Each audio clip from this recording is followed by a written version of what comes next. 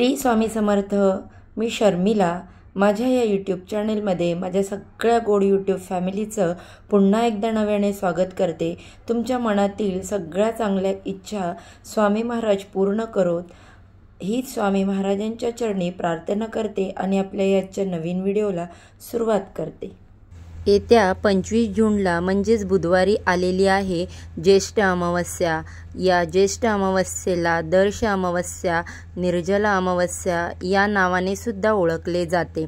प्रत्येक महिन्यामध्ये अमावस्या तिथीही येते आणि प्रत्येक अमावस्येचे महत्त्व देखील वेगवेगळं असतं.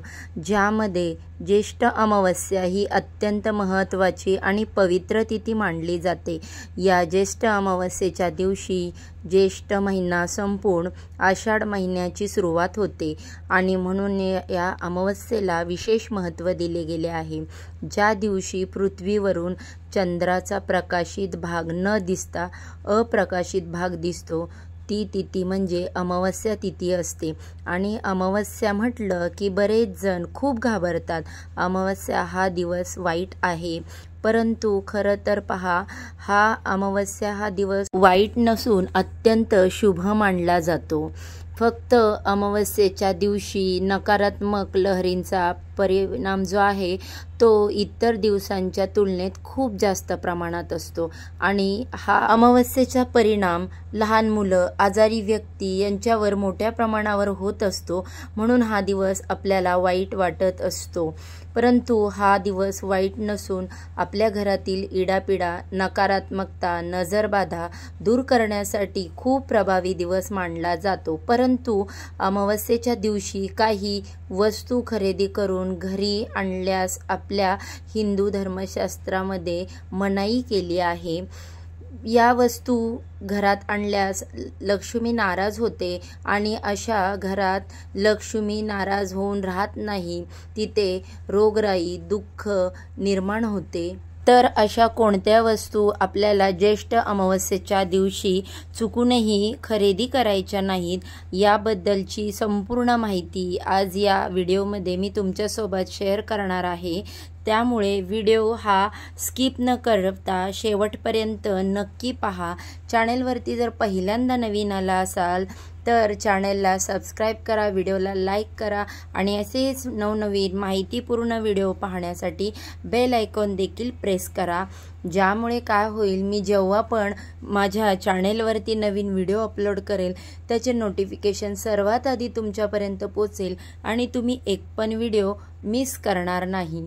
आज या व्हिडिओमध्ये मी तुम्हाला ज्या वस्तू सांगणार आहे तर त्या वस्तू आपल्याला चुकूनही अमावस्येच्या दिवशी खरेदी करायच्या नाहीत.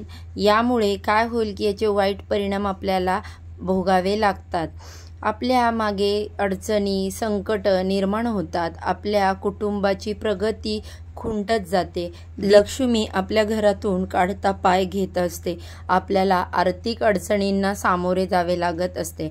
म्हणून अमावस्येच्या दिवशी काही वस्तूंची खरेदी केली जात नाही. त्यामध्ये पहिली वस्तू आहे झाडू, केरसुणी. घराची स्वच्छता करण्यासाठी झाडू किंवा केरसुणी असते ती आवर्जून वापरली जाते. समुद्र मंथनातून जी रत्न बाहेर पडली त्यासोबतच अलक्ष्मीही आली. केरसुणी आणि कावळा ही तिची चिन्हे आहेत आणि गाढव तिचे वाहन आहे. लक्ष्मी पूजनाच्या दिवशी अलक्ष्मी निस्सारण केले जाते. अलक्ष्मी ही अशुभाची, दुर्भाग्याची, अपयशाची देवता मानली जाते. अलक्ष्मी घरात येऊ नये म्हणून लक्ष्मी पूजनाच्या दिवशी झाडूची पूजा करण्याची प्रथा पडलेली आहे.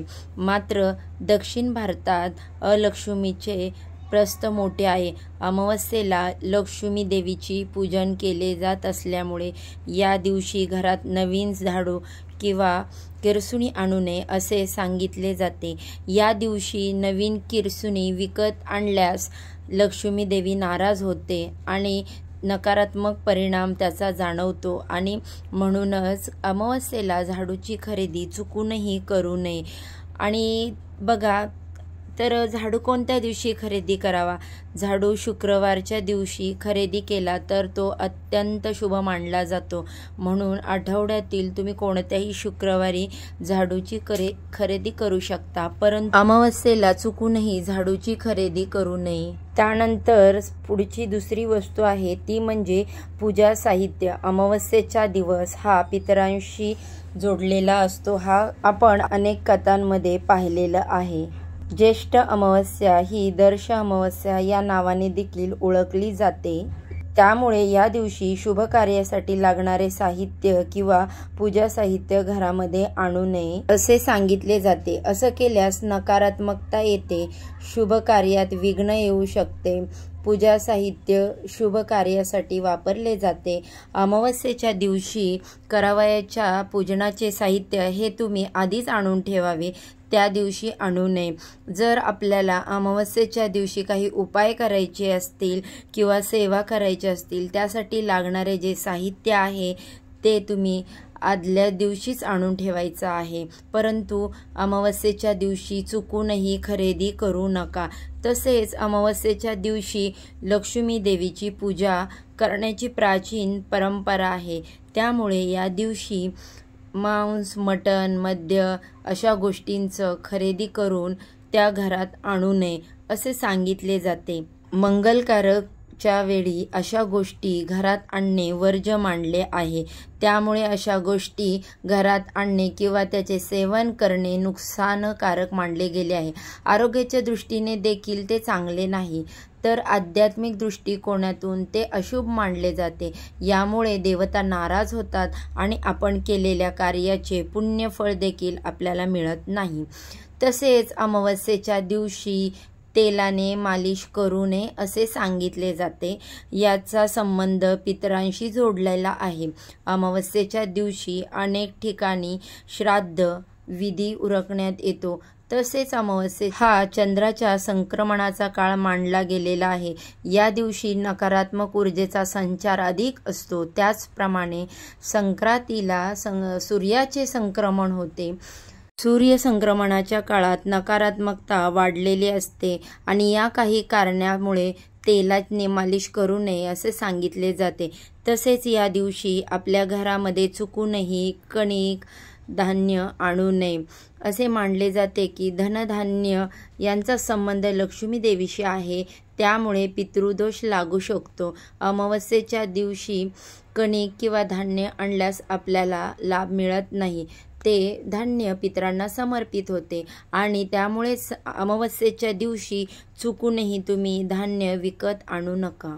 जर तुम्हाला कणिक किंवा धान्याची गरज पडली तर ते तुम्ही अमावस्येच्या अगोदर किंवा अमावस्येनंतर आणायचे आहे.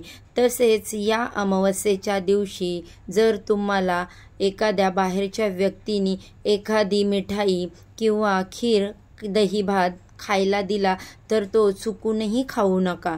कारण या दिवशी करणी बाधा ही जी असते ती जास्त प्रमाणामध्ये केली जाते. जे तांत्रिक क्रिया करणारे लोक असतात या दिवशी ते क्रिया करत असतात आणि म्हणून तुम्हाला एखाद्या अनोळखी व्यक्तीने किंवा तुमची अगदी जवळची व्यक्ती आहे आणि त्या व्यक्तीकडून चुकूनही तुम्ही पांढऱ्या मिठाईचं अजिबात सेवन करू नका, नाहीतर याचे तुम्हाला वाईट परिणाम भोगावे लागू शकतात. तर अशा पद्धतीत तुम्हाला या काही वस्तू आहेत त्या अमावस्येला खरेदी करायच्या नाहीत. फक्त ज्येष्ठ अमावस्येलाच नाही तर प्रत्येक महिन्यामध्ये येणाऱ्या अमावस्येला तुम्हाला या नियमाचं पालन करायचं आहे. जर बघा हा व्हिडिओ तुम्हाला आवडला तर नक्कीच व्हिडिओला लाईक करा. तर ही अत्यंत महत्त्वपूर्ण माहिती मला तुमच्यापर्यंत पोचवायची होती. माहिती जर आवडली तर व्हिडिओला लाईक करा, चॅनलला सबस्क्राईब करा आणि असेच नवनवीन व्हिडिओ पाहण्यासाठी बेल आयकॉनला प्रेस करा. चला तर मग आजच्या व्हिडिओचा इथे सेंड करते. उद्या पुन्हा नव्याने भेटूया. सर्वांना श्री स्वामी समर्थ.